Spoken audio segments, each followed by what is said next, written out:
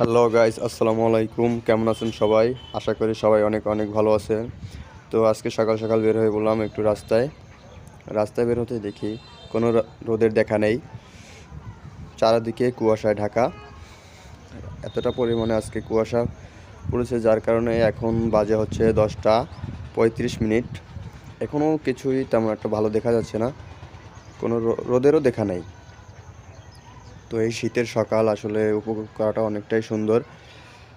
যদিও আমরা আরও আগে যখন উঠতাম তখন দেখতাম এভাবে, বাট আজকে 10টা 30 35 বাজার পরেও এখনও কোনো রোদের দেখা নেই। আজকে রোদের দেখা মিলবে বলে মনে হয় না। কি সুন্দর সকালবেলার মনোরম পরিবেশটা, আসলে দেখতে অনেকটাই সুন্দর লাগছে, অনেকটাই ভালো লাগছে। অন্যদিকে দেখা যাচ্ছে মাঠে কৃষকরা ধান কাটতেছে এই সকালবেলা ঠান্ডার ভিতরে। হাঁটতে হাঁটতে সামনের দিকে এগোচ্ছি, দেখতেই পাচ্ছেন, আর ঠান্ডা বাতাসও আছে অনেকটা। সকালবেলা অনেক মানুষই বেরিয়ে পড়েছে তাদের নিজের কাজের সন্ধানে এই ঠান্ডার ভিতরে, আর আমরা যেখানে এখনো বাসায় বসে থাকি।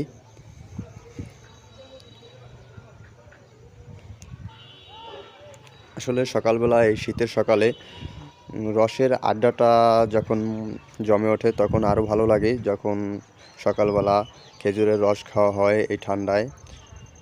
বিশেষ করে শীতের সকালেই খেজুর গাছের আর কি রস কাটা হয়।